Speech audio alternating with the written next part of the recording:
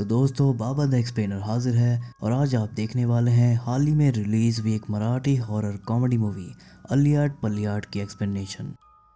तो चलिए अब जल्दी से वीडियो स्टार्ट करते हैं। तो मूवी स्टार्ट होती है महाराष्ट्र के कोंकण गांव से।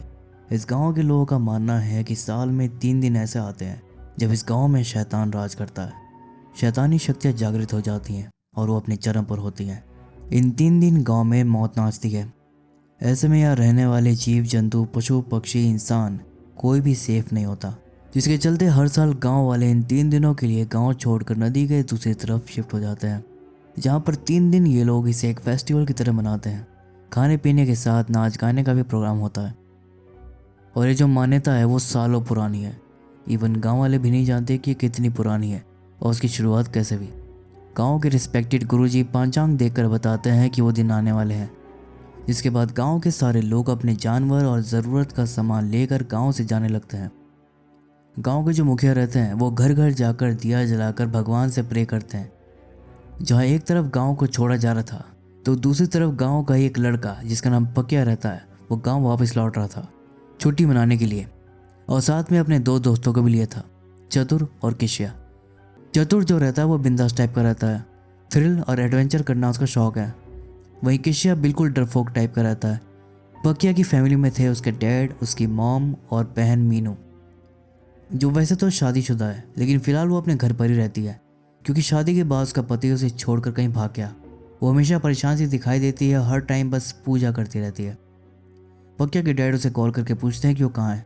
पकिया कहता है कि वो आ रहा है और उसके डैड बोलते हैं कि जल्दी करो, हमारे पास टाइम कम है, बाकी सब गाँव छोड़ के जाने भी लगे हैं, हमें रात होने से पहले यहाँ से निकलना है। जिस पर पकिया जानबूझकर किशिया को सुनाकर बोलता है कि हाँ, भूतों के आने से पहले तो मैं गांव छोड़ ही देंगे। ये सुनकर किशिया डर जाता है।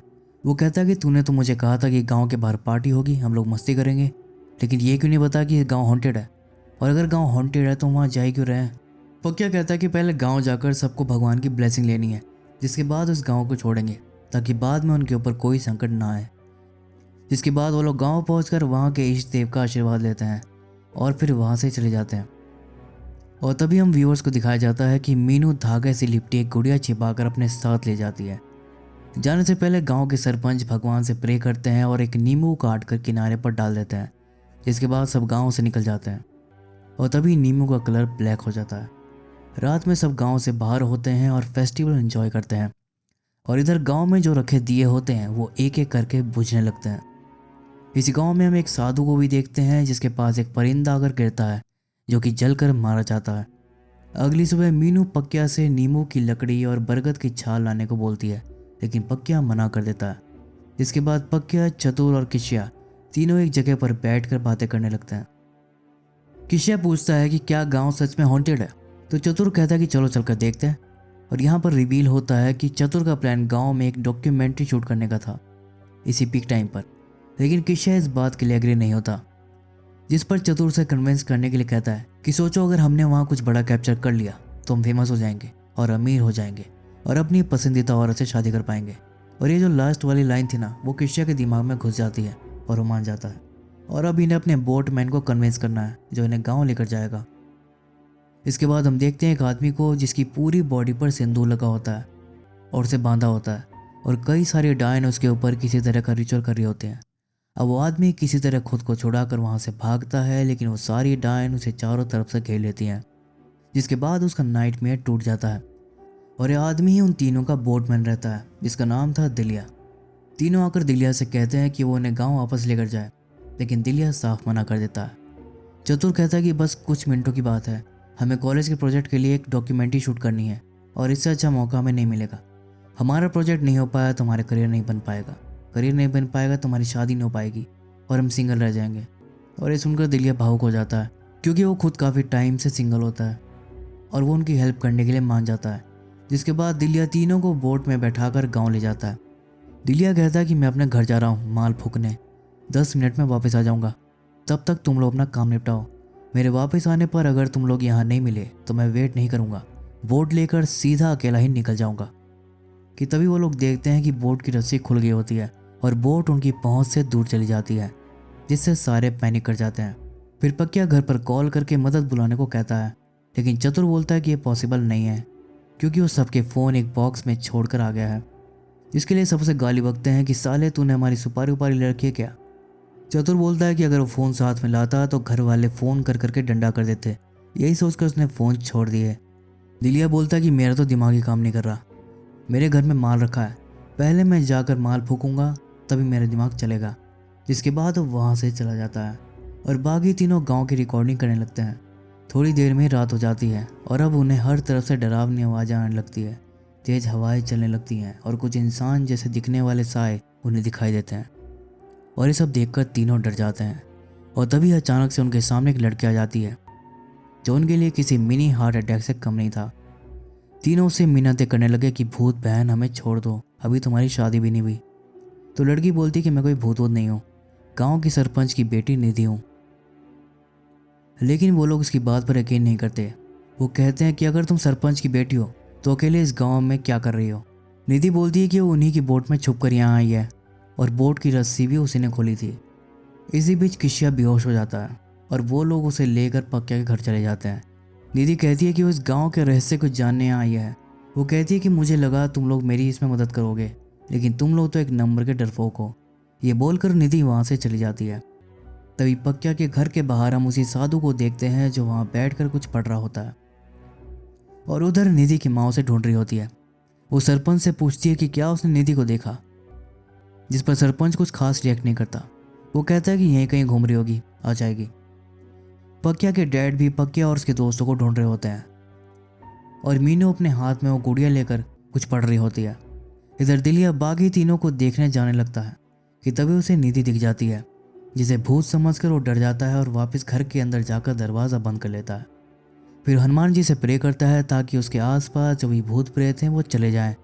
वो खिड़की खोलता है देखने के लिए कि वो गई या नहीं, लेकिन निधि सामने से उसे देख रही होती है, जिससे दिलिया डर जाता है और खिड़की बंद कर लेता है। तभी कोई उसकी छत का छप्पर खोलकर उसे पूछता है तुम्हारे पास माल है क्या, जिससे दिलिया और भी डर जाता है। दिलिया पूछता है कि तुम भूत तो नहीं हो। वो आदमी कहता है कि नहीं, मैं इंसान हूँ। फिर वो सारे देवी देवताओं का नाम लेकर उनकी जय बोलता है। भूत तो ऐसा नहीं कर सकते ना।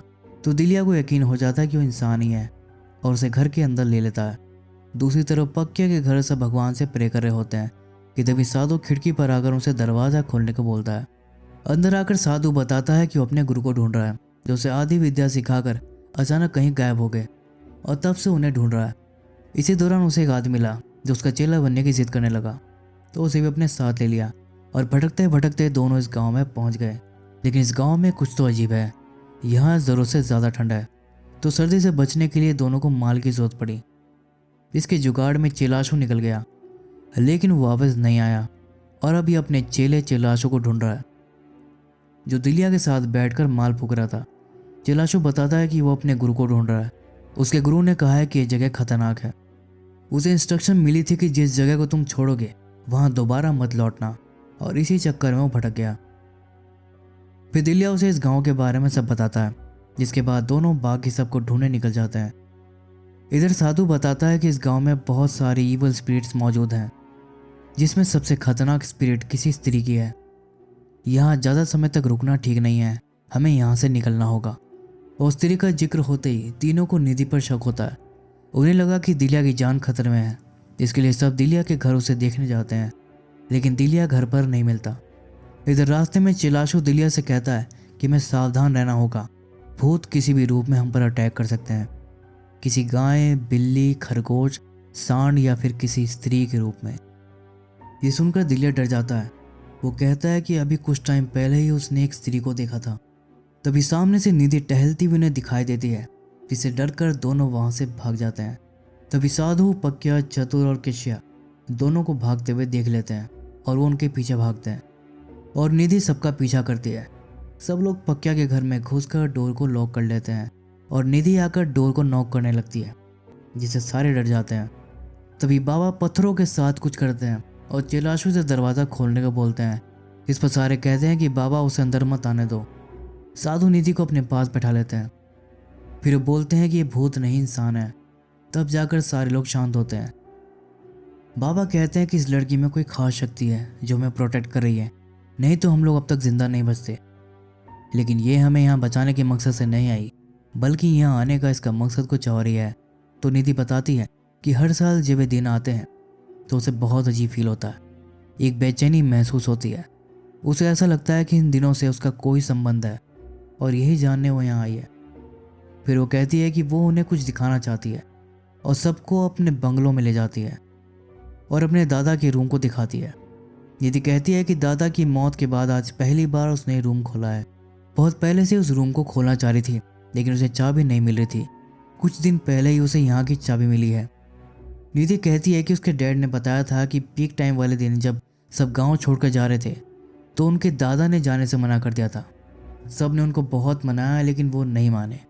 उन्होंने कहा कि वो यहाँ रुककर एक खास साधना करेंगे जिससे संकट हमेशा के लिए इस गांव से ख़त्म हो जाएगा। लेकिन जब लोग गांव वापस लौटे तो दादा की लाश इसी रूम में मिली और तब से ये रूम बंद था कि तभी वहाँ किसी औरत के रोने की आवाज़ सुनाई देती है जो बाबा और चैलाशों को ही सुनाई दे रही थी और बाकी उसे नहीं सुन पा रहे थे। वो आवाज़ किसी अलमारी के पीछे से आ रही थी। बाबा उस अलमारी को हटाने को कहते हैं। चैलाशु और दिलिया मिलकर उस भारी अलमारी को हटाते हैं, जिसके बाद उन्हें एक दरवाज़ा दिखाई देता है जिसके ऊपर धागे वगैरह लिपटे थे और एक गुड़िया भी टंगी थी। जिसके बाद वहाँ पर तेज़ हवाएं चलने लगती हैं, लाइटें फ्लिकर करने लगती हैं और बंगलों के पास एक भटकती हुई आत्मा दिखाई देती है। दूसरी तरफ गांव वाले गांव के ऊपर ढेर सारे पत्तों को उड़ता देखते हैं जो कि बाउंडर का रूप ले लेते हैं, जिससे गांव वाले भी डर जाते हैं। जब ये सब शांत होता है तो निधि को वहाँ एक बॉक्स मिलता है जिसे खोलने के लिए बाबा निधि का लॉकेट मांगते हैं और इस बॉक्स को खोलने लगते हैं। तभी इत्तेफाक से लॉकेट खुल जाता है जिसके अंदर से उन्हें एक चाबी मिलती है जो इस बॉक्स की होती है। जिसके बाद बाबा उस बॉक्स को खोल लेते हैं। बॉक्स के अंदर उन्हें कुछ पुरानी पांडुलिपि मिलती है जिसे पढ़ने के बाद बाबा सबको इस गांव का असली राज बताते हैं कि सालों पहले सरपंच का एक पूर्वज यहाँ एक जमींदार हुआ करता था जिसे गांव वाले सरकार कहकर बुलाते थे। सरकार बहुत ही बुरा इंसान था। वो पैसा और पावर के घमंड में चूर रहता था। उसके जो मन में आया वो वही करता था। गांव की औरतें अक्सर उसका शिकार होती थी। उससे परेशान होकर कुछ गांव वाले उसके खिलाफ हो गए। रोज की तरह जब सरकार गांव में घूमने निकला तो उसकी गंदी नज़र एक औरत पर पड़ गई जिसे ज़बरदस्ती घसीट कर वो खेतों में ले गया। जब कुछ गांव वालों ने उसका विरोध किया तो सरकार ने कुल्हाड़ी से सबको मार गिराया। जिसके बाद पहले सरकार ने उस औरत की आबरू को लूटा और फिर उसका सर धड़ से अलग कर दिया। अपनी दबंगई दिखाने के लिए वो उस कटे हुए सर को अपने घर लेकर आया, उसके लॉकेट को अपने घर पर टांग दिया और सर को घर के ही नीचे ज़मीन में गाड़ दिया। बिना माँ के उस औरत की बच्ची हर टाइम रोती रहती थी। उसकी दादी ने बहुत कोशिश करी लेकिन वो बच्ची रोना बंद नहीं करी थी। तो उसकी दादी उस बच्ची को लेकर सरकार के घर के सामने आकर खड़ी हो गई और वो बच्ची चुप हो गई। फिर यह सिलसिला सालों तक चला। जब भी वो बच्ची रोती थी उसकी दादी उसे लेकर सरकार के घर के सामने खड़ी हो जाती थी और वो बच्ची शांत हो जाती थी और सरकार ये सब नोटिस करता था। एक रात जब वो औरत उस बच्ची को लेकर आई तो सरकार अपने घर से बाहर आया, एकटक उन दोनों को देखा और फिर सेम कुल्हाड़ी से उन दोनों की हत्या कर दी। जिसके बाद सभी मृत लोगों की आत्माएं बदला लेने लौट आईं। सरकार का किया पूरे गांव को भुगतना पड़ा। सरकार भी आत्माओं का शिकार हो गया, लेकिन ये सिलसिला नहीं रुका। इसके बाद सरकार के घर में जितने भी मर्द पैदा हुए आत्माएं उनके खून की प्यासी हो गई और हर साल वो बदला लेने आती हैं। जिसके समाधान के लिए सरकार के एक वंशज ने एक पंडित को बुलाया। पंडित ने कहा कि इसका कोई परमानेंट सॉल्यूशन नहीं है। जब तक इन आत्माओं को मुक्ति नहीं मिल जाती सरकार की जनरेशन के हर मर्द को मरना होगा। लेकिन अगर वो लोग उस औरत की कोई ज्वेलरी उसे ला कर दे तो शायद वो कुछ कर सकता है। जिस पर वो उस पंडित को घर पर टंगी उस औरत की लॉकेट ला कर देता है। पंडित उस लॉकेट के साथ पूजा करता है और उन्हें देकर कहता है कि लॉकेट उनकी रक्षा करेगा, जिसके लिए घर की किसी स्त्री को उसे पहन कर रखना होगा। और अब वही लॉकेट निधि ने पहना हुआ था, इसलिए हम सब अब तक सेफ हैं। कि तभी कोई दरवाजे को जोर जोर से पीटने लगता है और पीछे से बहुत गुस्से से एक औरत की चीखने की आवाज़ आती है। उधर सरपंच और पक्या के डैड को उन सब की चिंता हो रही थी, जिस पर सरपंच गांव जाकर उन्हें ढूंढने की बात करता है, लेकिन बोट वाला जाने से मना कर देता है। कि तभी दिलिया की बोट तैरती हुई वहां पर आ जाती है। इधर बाबा सबको बताते हैं कि वो पीड़ित औरत की आत्मा यहाँ अपनी बेटी की आत्मा से मिलने आती है। इसी तरह बाकी आत्माएं भी अपनी बच्चों की आत्माओं से मिलने आती है, लेकिन इनका मिलन नहीं हो पा रहा। अब इसका एक ही सॉल्यूशन है संपूर्ण मुक्ति, यानी सबको एक साथ मुक्ति मिल जाए तो ये सब खत्म हो जाएगा, जिसके लिए उन्हें एक अनुष्ठान करना होगा, जिसमें कि उन्हें एक कोला, जो कि एक फल होता है, एक काला मंका जो बच्चे के गले में बांधा जाता है, गांव की किन्हीं 5 घर के सामने की मिट्टी, तांबे का बर्तन और सुपारी, ये सब सामग्री इस अनुष्ठान में लगेगी। बाबा कहते हैं कि हमें जल्दी करना होगा, आत्माओं का गुस्सा पीक पर है, अगर उनका गुस्सा और बढ़ा तो ये लॉकेट भी हमारी रक्षा नहीं कर पाएगा। दिलिया बोलता है कि सुपारी वो ले आएगा, उसके घर में पड़ी है, और मिट्टी भी वही ले आएगा, और चतुर उसके साथ जाता है। बाबा उन्हें वो लॉकेट देकर बोलते हैं कि दोनों अपना हाथ पकड़े रहना, छोड़ना मत, नहीं तो भूत तुम्हें पकड़ लेंगे। इसके बाद दोनों वहाँ से चले जाते हैं। निधि बोलती है कि बाकी का सामान तो इस घर में ही मिल जाएगा। फिर बाबा निधि से डोर ओपन करने को कहते हैं, क्योंकि उन्हें उस सर को भी बाहर निकालना था। जिसके बाद दरवाज़ा खोलकर सब अंदर जाते हैं। बाबा अपनी छड़ी की मदद से पता लगाते हैं कि वो सर एग्जैक्टली कहाँ गड़ा है, और फिर ज़मीन खोद कर एक खोपड़ी को बाहर निकालते हैं। उधर सरपंच पक्या के डैड को बहाने से बोलता है कि देखो उस बोट के पास कुछ आवाज़ आ रही है। पक्या के डैड जब उस तरफ जाते हैं तो सरपंच अकेले ही बोट लेकर गांव के लिए निकल जाता है, और पक्या के डैड जाकर सबको बताते हैं कि सरपंच अकेले बोट लेकर गांव चला गया, जिससे सरपंच की पत्नी और बाकी लोग भी चिंतित हो जाते हैं। जिसके बाद हम मीनू को देखते हैं जो जंगल में बैठकर काला जादू कर रही होती है, कि तभी पक्या के डैड उसे देख लेते हैं और उसे वहाँ से ले आते हैं। और पक्या की मॉम मीनू को समझाती है कि ये सब गलत काम मत करो, ये सब करने से तुम्हारा पति वापस नहीं आएगा। इधर दिलिया और चतुर को सुपारी मिल जाती है और अब उन्हें मिट्टी कलेक्ट करनी थी, लेकिन घर के बाहर निकलते ही उन पर एक बिल्ली अटैक कर देती है, जो दूसरी पल अचानक से मर जाती है, और वहाँ पहले से एक बिल्ली की लाश पड़ी थी। ये सब देखकर दोनों वहाँ से भागने लगते हैं, जिस चक्कर में उनके हाथ से वो लॉकेट गिर जाता है और आत्माएं दोनों पर अटैक कर देती हैं। दूसरी तरफ सरपंच की पत्नी बाकी गांव वालों के साथ मिलकर पूजा करने लगती है। इधर बाबा को पता लग जाता है कि दिलिया और चतुर मुसीबत में है, जिसके लिए वो चिराशु को भेज देते हैं उनकी मदद के लिए। चिराशु जाकर उस लॉकेट को उठा लेता है और दोनों का हाथ पकड़कर उन्हें ले आता है। जिसके बाद हम देखते हैं कि सरपंच भी गांव पहुंच चुका था, जिसके तुरंत बाद आत्माएं उस पर अटैक कर देती हैं और उसे घसीटकर उसे घर में ले जाती है जहां पर अनुष्ठान चल रहा था। तभी निधि देखती है कि सरपंच को कुछ होने लगता है। आत्माओं के क्रोध का सामना करते हुए बाबा बड़ी मुश्किल से अनुष्ठान पूरा करते हैं। तभी उस पीड़ित औरत की आत्मा की एक चीख सुनाई देती है, जिसके साथ सरपंच की भी जान चली जाती है। जाते जाते आत्माओं ने उसकी बलि ले ली। अपने पिता की मौत पर निधि फूट फूट कर रोती है। जिसके बाद सरपंच की बॉडी का अंतिम संस्कार कर दिया जाता है और चतुर, किशी और पक्या इस गांव से लौट जाते हैं और मूवी यहीं पर ख़त्म हो जाती है। तो वीडियो अगर पसंद आई है तो उसे लाइक और शेयर कर देना। फिर मिलूंगा किसी और मूवी एक्सप्लेनेशन के साथ। तब तक के लिए take care and keep watching.